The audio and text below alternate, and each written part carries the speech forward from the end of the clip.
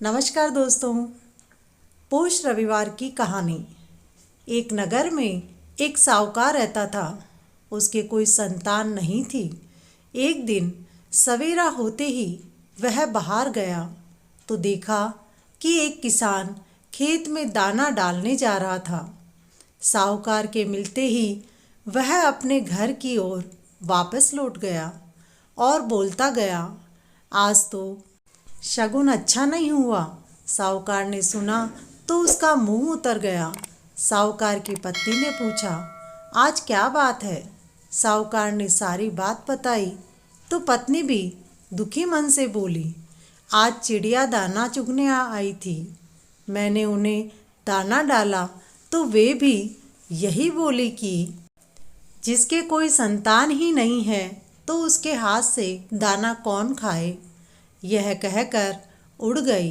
साहूकार सूरज भगवान से संतान प्राप्ति के लिए उसी दिन से आराधना करने लगा। 12 वर्ष बीत गए। राणा देजी ने सूरज भगवान से कहा, भक्त की पुकार यदि आपने नहीं सुनी तो आपको कोई नहीं मनाएगा। उसकी करुण पुकार को सुने। सूरज भगवान को उस पर दया आ गई। सूरज भगवान ने साहूकार के सामने प्रकट हुए और बोले, साहूकार, तेरे नसीब में संतान नहीं है, पर मेरे आशीर्वाद से तुझे एक कन्या होगी। वो हंसेगी तो हीरे मोती बिखरेंगे। उसने घर आकर पत्नी को बात बताई। 9 महीने के बाद साहूकार की पत्नी ने एक सुंदर कन्या को जन्म दिया। नायन उन्हें नहलाने आती। तब वह कन्या हंसती और मुस्कुराती तो उसके मुख से हीरे मोती गिरते। उन हीरे मोती को नायन लेकर चली जाती। 1.25 महीना बीता तो साहूकार की पत्नी नायन से बोली, अब मैं अपनी बेटी को नहला दिया करूँगी, कल से तुम मत आना। दूसरे दिन जब साहूकार की पत्नी अपनी बेटी को नहलाने लगी तो वह हंसी। तब उसके मुख से हीरे मोती गिरे। अब वो समझ गई कि नायन ने 1.25 महीने तक तो खूब हीरे मोती इकट्ठे कर लिए हैं, परंतु कुछ नहीं कहा। लड़की बड़ी हुई तो माँ बाप ने सोचा, घर में तो धन बहुत है, घर जमाई रख लेते हैं। एक गरीब लड़का ढूंढा, उसके साथ लड़की का विवाह कर दिया। दिन उगते ही बेटी को उठाने जाती और उसका मुंह देखती तो लड़की का पति बोला, हमारे बीच सुबह सुबह ही तुम्हारी माँ क्यों आ जाती है? तो लड़की बोली, माँ का नियम है कि सुबह होते ही वो मेरा मुंह देखती है। उसका पति चुपचाप वहाँ से चला गया। दूसरे दिन वह अपनी सास के आने से पहले सुबह जल्दी उठा और उसका मुंह देखा तो उसके मुख में से हीरे मोती बिखरे।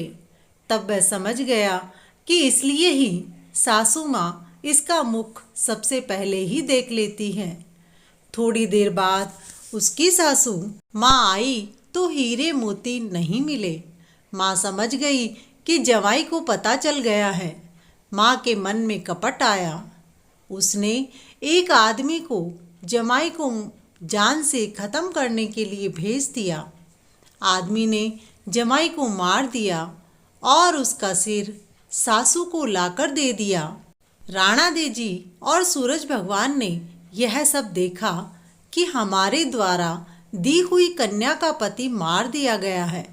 तब राणा दे सूरज भगवान मानव रूप धारण कर उसके घर भिक्षा मांगने गए और भिक्षा में कन्या की माँ से उस कन्या के पति का सिर ले आए। सूरज भगवान और राणा देजी ने कन्या के पति का सिर अंग से जोड़कर अमृत का छींटा दिया। वह उठकर बैठ गया। भगवान को प्रणाम कर वह अपनी पत्नी के पास गया तो उसने कहा, आप कहाँ थे? पौष रविवार के दिन सूर्यास्त होने के बाद खाना नहीं खाने का मेरा नियम है, फिर आप इतनी देर से क्यों आए?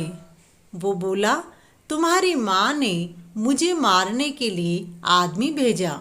और सारी कहानी बता दी। वह बोली, अब हम यहाँ नहीं रहेंगे। जो माँ मेरा सुहाग छीन ले वो क्या काम की। बेटी अपने पति के साथ अपने घर में रहने लगी और उसके घर में सुख समृद्धि हो गई और माँ के घर में धीरे धीरे दरिद्रता आ गई। हे सूरज भगवान, जिस प्रकार से आप साहूकार की बेटी पर प्रसन्न हुए और उसके सुहाग को अमर किया, उसी प्रकार से इस कहानी को कहने, सुनने और हुंकारा देने वालों के सुहाग पर अपनी कृपा बनाए रखना। बोलो सूरज भगवान की जय। दोस्तों, कहानी पसंद आई हो तो वीडियो को लाइक करें, अपने दोस्तों के साथ शेयर करें। चैनल पर नए हैं तो चैनल को सब्सक्राइब करें। हमारे साथ कहानी सुनने के लिए धन्यवाद।